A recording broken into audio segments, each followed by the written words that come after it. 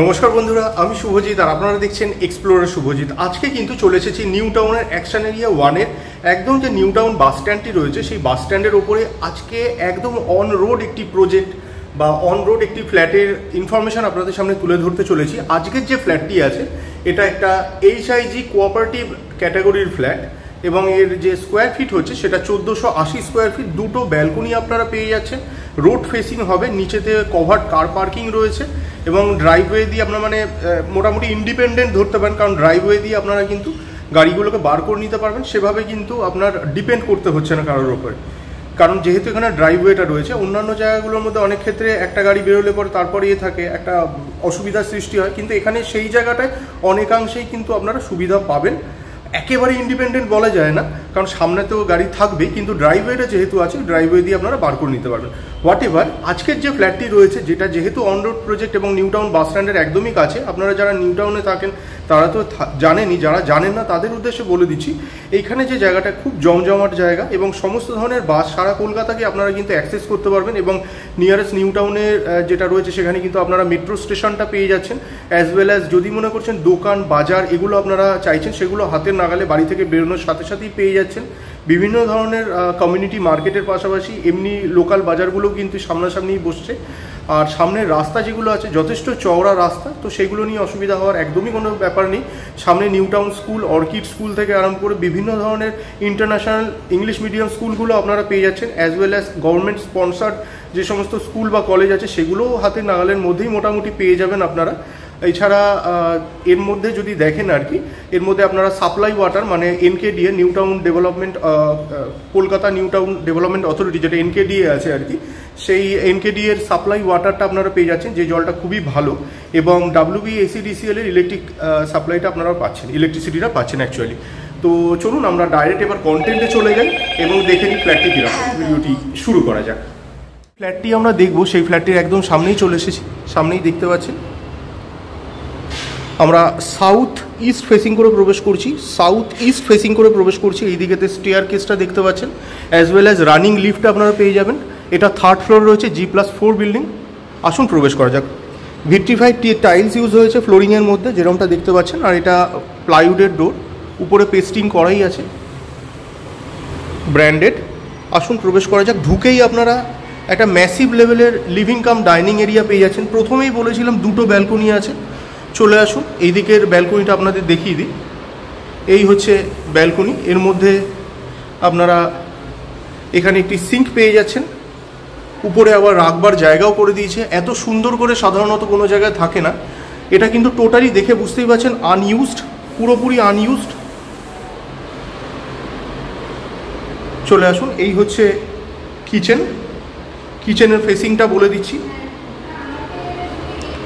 কিচেনটা রয়েছে ওয়েস্টে রয়েছে, যেমনটা দেখতে পাচ্ছেন। এই হচ্ছে ওয়েস্ট এবং যথেষ্ট স্পেসিয়াস বড় সাইজের কিচেন কিন্তু প্রোভাইড করা হয়েছে। অনেকগুলোই সুইচের বন্দোবস্ত রয়েছে সামনে, দেখতেই পাচ্ছেন। চলে আসুন, বিশাল ম্যাসিভ লেভেলের, পুরোপুরি আনইউজড এবং কনস্ট্রাকশন কোয়ালিটি যথেষ্ট ভালো। এই হচ্ছে ফার্স্ট বেডরুমটি, 10x12 মাপের রুম। 10x12 একটু সামান্য বেশি আছে, আমি 10x12ই ধরলাম। এটি 10x12 মাপের রুম সামনে দেখতে পাচ্ছেন। চলে আসুন, এই দিকটার মধ্যে আপনারা চাইলে সিঙ্কও করতে পারেন। এখানে একটা দেওয়াল আলমারির মতন জায়গা কিন্তু দেওয়া রয়েছে। চলে আসুন, এটা হচ্ছে সেকেন্ড বেডরুম আর এটা মাস্টার বেডরুমও। এটাও কিন্তু 10x12 মাপের রুম দেখতে পাচ্ছেন। এটিও 10x12 মাপের রুম আপনারা সামনে দেখতে পাচ্ছেন। এই হচ্ছে অ্যাটাচ বাথরুমটার সাইজটাও যথেষ্ট ভালো, কোনো সমস্যা হবে না। ফিটিংসগুলো সব লাগানোই আছে, যেমনটা দেখতে পাচ্ছেন। এগুলো সব মার্কেট ফিটিংস, এখান থেকে বোঝা যাচ্ছে না, এগুলো সব মার্কেট ফিটিংস। উপরেতে লফট পেয়ে যাচ্ছে। চলে আসুন এবার। আচ্ছা, ক্রস ভেন্টিলেশন কিন্তু ভালো রকমের হবে, দুটো বড় সাইজের জানালা প্রোভাইড করা রয়েছে।